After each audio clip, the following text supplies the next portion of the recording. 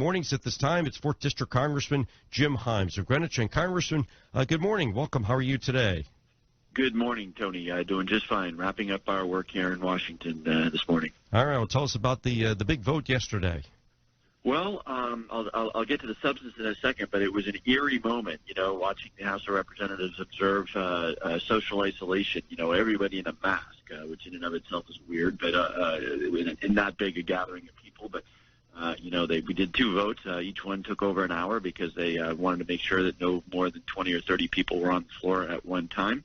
But anyway, so that was odd and good. It's obviously what we need to do. But I'm delighted by the passage of the bill. Obviously, this is going to refuel the Paycheck Protection Loan Program, which proved to be overwhelmingly popular. And importantly, there's $100 billion in the bill for our healthcare system, including for our towns and cities that will eventually need to really implement a lot of testing. And there's $25 billion in this bill for that purpose. So it's an odd but good day.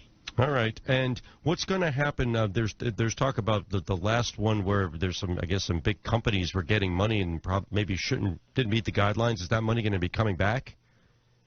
Yeah, that's right. The first version of the Paycheck Protection Program lending program was you had a situation where the banks had discretion as to who they essentially worked with, and a lot of the banks worked with their pre-existing customers. A lot of those pre-existing customers were folks that were pretty sophisticated. The bigger, the larger small businesses, the more sophisticated small businesses, maybe those that had lawyers and people who could help them make the applications.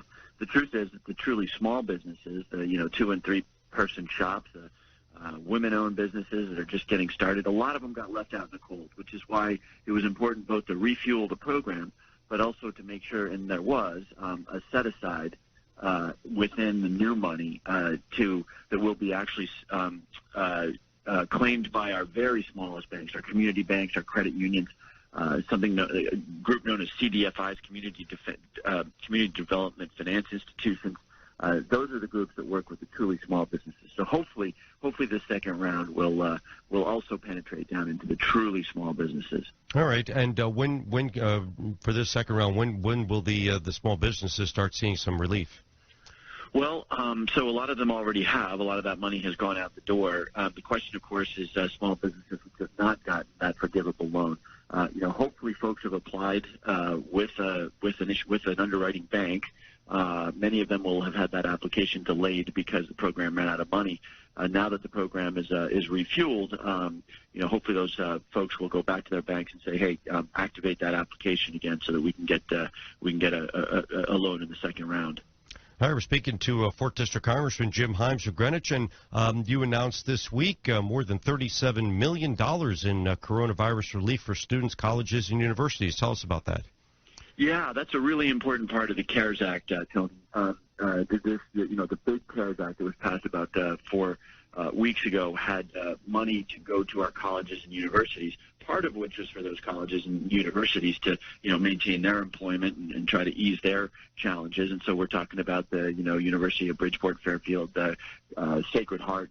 But about half that money is actually mandated that it be granted out directly to students who are experiencing economic pain. So, lots of students had term-time jobs that went away, had to pay rent on an apartment near, a place like Fairfield or whatever.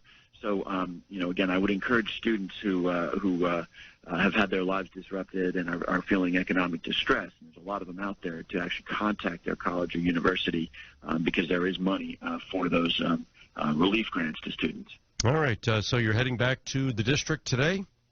Yep, today back to Connecticut. Not 100% clear when we'll be back in action in D.C., but I'm hoping it's sooner rather than later. All right. Anything planned around the district, or virtually, I guess I should say, for meetings and things like that?